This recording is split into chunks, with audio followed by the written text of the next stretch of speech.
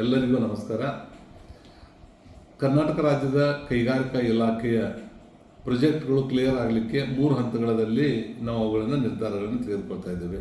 ಮೊದಲನೇದಾಗಿ 2 ಎಕರೆ ಭೂಮಿ ಬೇಕಾದಲ್ಲಿ 15 ಕೋಟಿ ರೂಪಾಯಿವರೆಗಿನ ಪ್ರಾಜೆಕ್ಟ್ಗಳನ್ನು ಆ ಜಿಲ್ಲೆಯ ಜಿಲ್ಲಾಧಿಕಾರಿಗಳ ಅಧ್ಯಕ್ಷತೆಯಲ್ಲಿ 10 ಜನ ಸದಸ್ಯರನ್ನು ಒಳಗೊಂಡಿರುವಂಥ ಕಮಿಟಿ ಪ್ರತಿ ತಿಂಗಳಿಗೆ ಒಂದು ಸಲ ಆ ಪ್ರಾಜೆಕ್ಟ್ಗಳನ್ನು ಆ ಜಿಲ್ಲಾಧಿಕಾರಿಗಳು ಕ್ಲಿಯರ್ ಮಾಡ್ತಾರೆ. ಎರಡನೆಯದಾಗಿ 500 ಕೋಟಿ ರೂಪಾಯಿ ಒಳಗಡೆ ಬರ್ತಿರುವಂಥ ಪ್ರಾಜೆಕ್ಟ್ಗಳನ್ನು ಕೈಗಾರಿಕಾ ಸಚಿವರ ಅಧ್ಯಕ್ಷತೆಯಲ್ಲಿ ನಡೀತಾ ಇದೆ. ಇದಕ್ಕಿಂತ ಪೂರ್ವದಲ್ಲಿ 10 ಎಕರೆಗಿಂತ ಹೆಚ್ಚಿರುವ ಭೂಮಿಯನ್ನು ಲ್ಯಾಂಡ್ ಎಡಿಟೆಡ್ ಕಮಿಟಿ ಅದರ ಅಧ್ಯಕ್ಷರಾಗಿ ಹಿರಿಯ IAS ಅಧಿಕಾರಿಗಳಾಗಿರುವಂಥ additional chief secretary principal secretary industry commissioner ಒಳಗೊಂಡಿರುವಂಥ 10 ಜನ ಕಮಿಟಿಯಲ್ಲಿ ಅದು ಅಪ್ರೂವಲ್ ಆಗ್ತಾ ಇದೆ. ಅಲ್ಲೇ ಅವರು ಅಪ್ರೂವಲ್ ಮಾಡಬೇಕು ಅಥವಾ ರಿಜೆಕ್ಟ್ ಮಾಡಬೇಕು ಅನ್ನುವಂಥದ್ದನ್ನು ಆ ಕಮಿಟಿ ನಿರ್ಧಾರ ಮಾಡ್ತಾ ಇದೆ. ಅಲ್ಲಿ ಅಪ್ರೂವಲ್ ಆಗಿರುವಂಥ ಸಬ್ಜೆಕ್ಟ್ಗಳನ್ನು ಪ್ರತಿ ತಿಂಗಳಿಗೆ ಒಂದು ಸಲ ನಡೀತಿರುವಂಥ ಸಿಂಗಲ್ ವಿಂಡೋ ಕಮಿಟಿಯಲ್ಲಿ ಕೈಗಾರಿಕಾ ಸಚಿವರ ಅಧ್ಯಕ್ಷತೆಯಲ್ಲಿ ನಡೀತಿರುವಂಥ 30 ಜನ ಹಿರಿಯ ಅಧಿಕಾರಿಗಳನ್ನು ನೋಡಿರುವಂಥ ಕಮಿಟಿಯಲ್ಲಿ ಅದನ್ನು ಪ್ಲೇಸ್ ಮಾಡ್ತಾರೆ. ಅಲ್ಲಿ ಎಲ್ಲರೂ ಒಪ್ಪಿಗೆ ಕೊಟ್ಟಾಗ ಸಾಧಕ ಬಾಧಕಗಳನ್ನು ನೋಡಿ ನಿರ್ಧಾರಗಳನ್ನು ತೆಗೆದುಕೊಳ್ತಾರೆ. ಮೂರನೇದಾಗಿ 500 ಕೋಟಿ ರೂಪಾಯಿಗಳಿಗಿಂತ ಹೆಚ್ಚು ಬರುವಂಥ ಉದ್ಯಮಗಳನ್ನು ಸನ್ಮಾನ್ಯ ಮುಖ್ಯಮಂತ್ರಿಗಳ ಅಧ್ಯಕ್ಷತೆಯಲ್ಲಿ ಉಪಾಧ್ಯಕ್ಷರಾಗಿ ಕೈಗಾರಿಕಾ ಸಚಿವರು ಮತ್ತು ಮೆಂಬರ್ ಸೆಕ್ರೆಟರಿಯಾಗಿ ಚೀಫ್ ಸೆಕ್ರೆಟರಿ ಅವರು ಮತ್ತು ಇನ್ನುಳಿದಿರುವಂಥ ಪ್ರಿನ್ಸಿಪಲ್ ಸೆಕ್ರೆಟರಿ ಇಂಡಸ್ಟ್ರಿ ಕಮಿಷನರು ಮತ್ತು ವಿವಿಧ ಇಲಾಖೆಗಳ ಹಿರಿಯ IAS ಅಧಿಕಾರಿಗಳು 30 ಜನ ನೋಡಿರುವಂಥ ತಂಡ ಮತ್ತು ಇದಕ್ಕೆ ಸಂಬಂಧಪಟ್ಟಿರುವಂಥ 10 ಸಚಿವರ ತಂಡ ಈ ಹೈ ಲೆವೆಲ್ ಕಮಿಟಿದಲ್ಲಿ ಇರ್ತಾ ಇದೆ. ಇದು ಪ್ರತಿ 3 ತಿಂಗಳಿಗೆ ಒಂದು ಸಲ ನಡೀತಾ ಇದೆ. ಇದರಿಂದ ಈಗ ನಿನ್ನೆಯಿಂದ ಒಂದು ರಣ್ಯಾರಾವ್ ಅನ್ನುವಂಥ ಒಬ್ಬ ಉದ್ಯಮಿ ಅವರು 2022ರಲ್ಲಿ 12 ಎಕರೆ ಭೂಮಿ ಬೇಕು ಅನ್ನುವಂಥದ್ದನ್ನು ಒಂದು ಮನವಿಯನ್ನು ಕೊಟ್ಟಿರ್ತಾರೆ. 2023 ಜನವರಿಯಲ್ಲಿ ಅದು ಕ್ಲಿಯರ್ ಆಗಿರ್ತದೆ.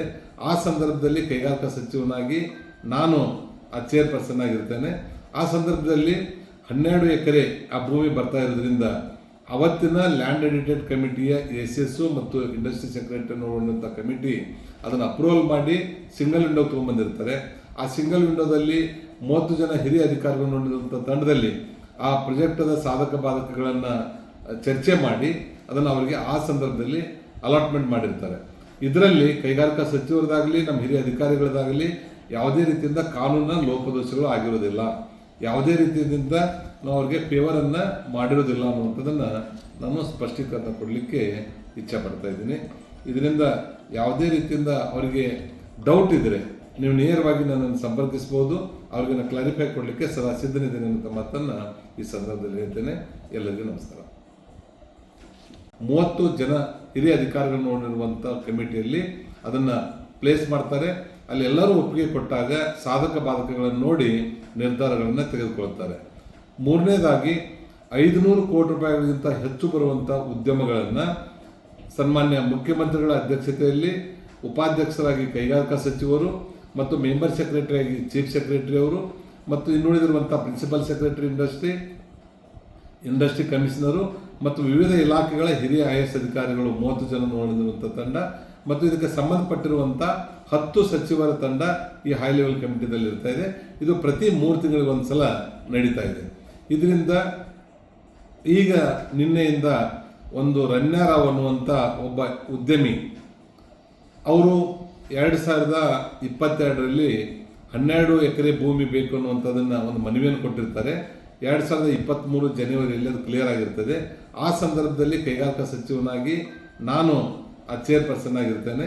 ಆ ಸಂದರ್ಭದಲ್ಲಿ 12 ಎಕರೆ ಆ ಭೂಮಿ ಬರ್ತಾ ಇರೋದ್ರಿಂದ ಅವತ್ತಿನ ಲ್ಯಾಂಡ್ ಎಡಿಟೆಡ್ ಕಮಿಟಿಯ SS ಮತ್ತು ಇಂಡಸ್ಟ್ರಿ ಸೆಕ್ರೆಟರಿ ನೋಡುವಂಥ ಕಮಿಟಿ ಅದನ್ನು ಅಪ್ರೂವಲ್ ಮಾಡಿ ಸಿಂಗಲ್ ವಿಂಡೋ ತೊಗೊಂಡ್ಬಂದಿರ್ತಾರೆ.